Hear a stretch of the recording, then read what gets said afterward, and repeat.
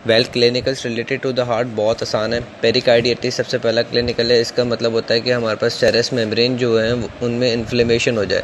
अगर सेरस मेम्ब्रेन में इन्फ्लेमेशन हो जाएगी तो उससे क्या होगा कि हमारे पास है ना पेरिकार्डियल कैविटी के अंदर ज़्यादा से ज़्यादा फ्लूइड एक्यूमुलेट हो जाएगा, क्योंकि इन्फ्लेम्ड हो रही है मीन्स कि सेरस पेरिकार्डियम जो है वो डायलेट होंगी तो ज़्यादा फ्लूइड जो है वो प्लूरल कैविटी के अंदर आ जाएगा। अब इस ज़्यादा फ्लूइड से क्या होगा कि जो हमारे पास वेन्स होंगी जो कि एट्रिया को सप्लाई कर रही होंगी, या जो हमारे पास एट्रिया होगा या जो हमारे पास क्या होगा एट्रिया जो होगा उसकी फिलिंग में प्रॉब्लम हो जाएगी। उसकी फिलिंग में हमारे पास क्या होगा प्रॉब्लम हो जाएगी, क्योंकि उस तरफ है ना एट्रिया के ऊपर ये फ्लूइड जो है वो कंप्रेस कर देगा, यानी कि प्रेशर लगा रहा होगा। इससे क्या होगा कि एट्रिया जो होगा हमारे पास कंप्रेस होने लगेगा। ठीक है, और इस compression exerted due to the pericardial fluid is known as cardiac tamponade. ठीक है, उसके बाद जो हमारे पास दूसरा क्लिनिकल है वो आता है कि हमारे पास इस इन्फ्लेमेशन से क्या होगा कि हमारे पास है ना वो जब हम स्टेथोस्कोप से सुनेंगे हमारे पास हार्ट बीट वगैरह सुनेंगे तो हमारे पास एक रबिंग या हार्डनिंग टाइप की वॉइस जो है ना वो हमें मिलेगी। प्रॉपर जो हार्ट बीट का साउंड है वो नहीं मिलेगा, हार्डेंड या रफेंड साउंड मिलेगा।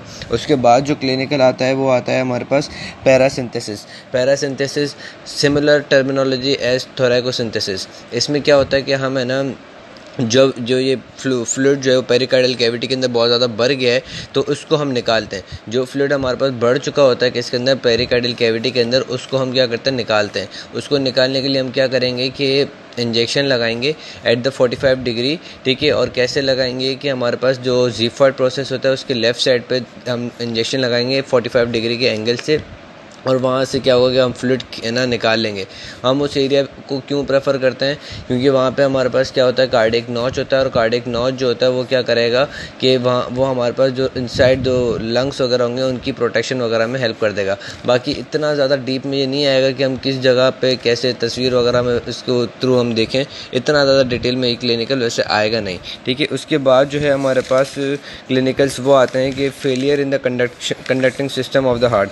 Failure in the conducting system of the heart बहुत ज़्यादा आसान है। इसका मतलब ये है कि हमारे पास इम्पल्सेस जो है वो ऐसे नोड से एवी नोड वगैरह की तरफ ना आ रही हो, और इसका जो मेजर कॉज है वो यही होता है कि हमारे पास कंडक्टिंग मसल्स जो हैं वो हमारे पास इस्केमिक हो जाएं। कंडक्टिंग मसल्स क्या हो इस्केमिक हो जाए मीन्स कि उनको कोरोनरी जो ब्लड सप्लाई करती है वो सप्लाई ना कर पा रही हो, यानी कि हमारे पास कोरोनरी आर्टरी डिजीज़ हो रही हो। ठीक है, तो उस वजह से हमारे पास कंडक्टिंग सिस्टम जो है वो फेल हो जाता है। उसके बाद जो हमारे पास क्लिनिकल कंडीशन है वो है कोमोटिव कॉर्डिस।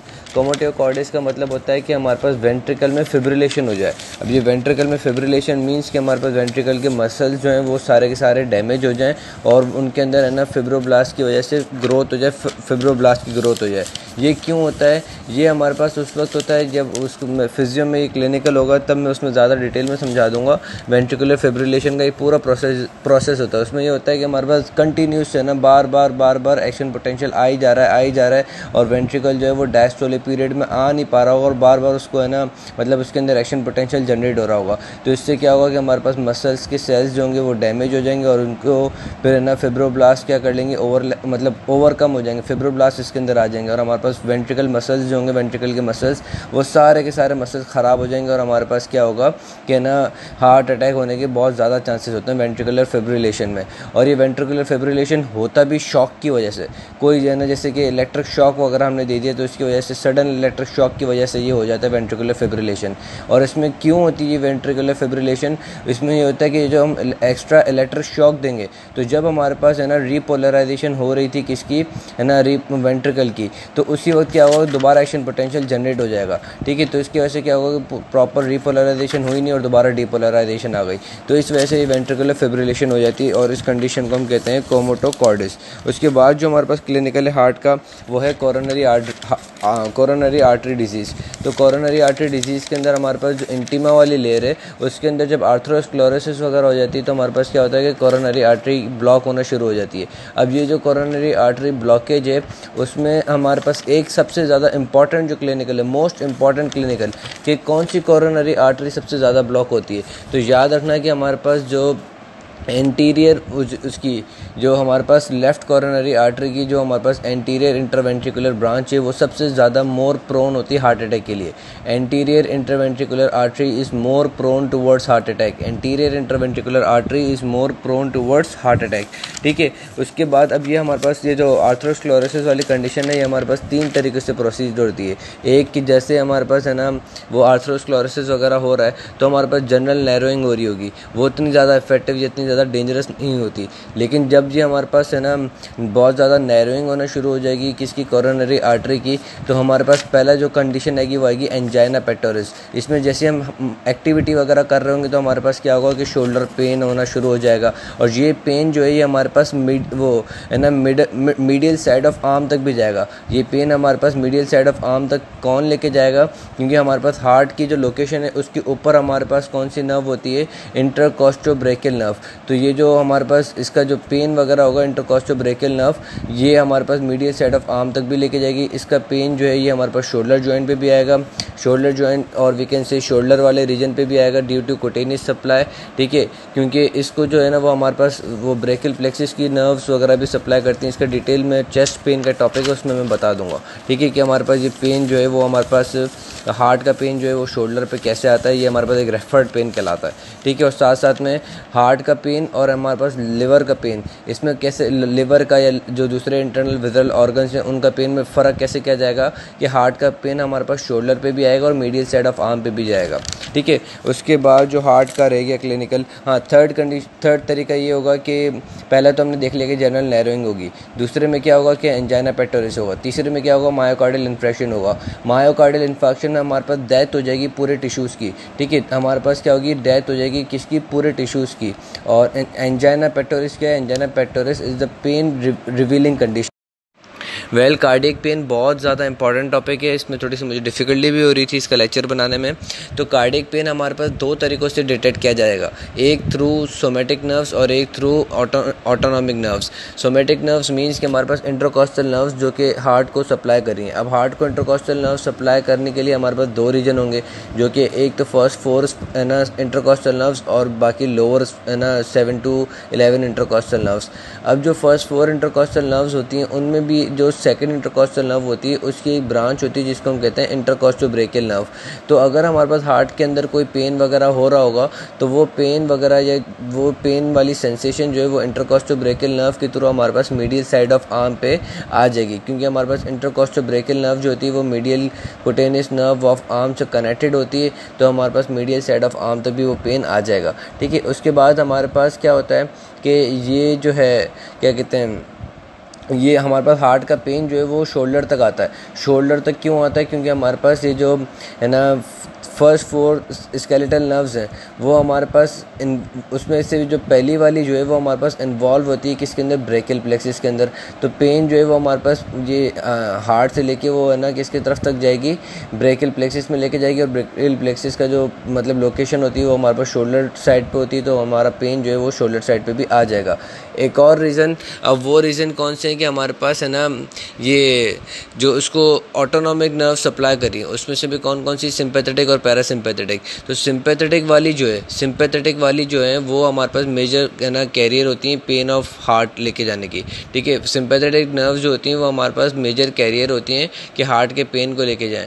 तो 1 to 4 जो सिंपैथेटिक नर्व्स होंगी, ठीक है, वो हमारे पास इस पेन ऑफ हार्ट को लेके जाएंगी थ्रू कार्डियक प्लेक्सिस से फिर वो हमारे पास जाएंगी किसके अंदर, हमारा जो इनका सिंपैथेटिक चेन है, सिंपैथेटिक चेन से फिर ये हमारे पास वाइड रेमाई के थ्रू स्पाइनल कॉर्ड में आ जाएंगे, स्पाइनल कॉर्ड से फिर ये हमारे पास ब्रेन तक लेके जाएंगे ये सारा पेन। और फिर हमारे पास क्या होगा कि हमें पता पड़ेगा कि वाकई में हमारे पास हार्ट में जो है वो पेन हो रहा है। तो ये जो विजरल पेन जो होता है वो लोकलाइज होता है, ठीक है, और बहुत पुअरली हमें ना फाइंड आउट किया जाता है। और जो दूसरा सोमेटिक पेन होता है, सोमेटिक चेस्ट पेन, वो थोड़ा ज़्यादा हमारे पास डिस्क्रीटली लोकलाइज भी होता है। जो वो वाला है क्या कहते हैं, सोमेटिक वाला जो है वो डिस्क्रीटली लोकलाइज होता है, और विजरल वाला जो है वो हमारे पास है ना वो थोड़ा फैला हुआ होता है, क्योंकि हमारे पास सिंपैथेटिक नर्व्स के थ्रू ये जा रहा होता है। और सिंपैथेटिक नर्व्स जो होती हैं वो हमारे पास पहले एक तौर पे प्लूरल प्लेक्सिस बनाती हैं, तो फिर दूसरी साइड पे कार्डियक प्लेक्सिस बनाती हैं।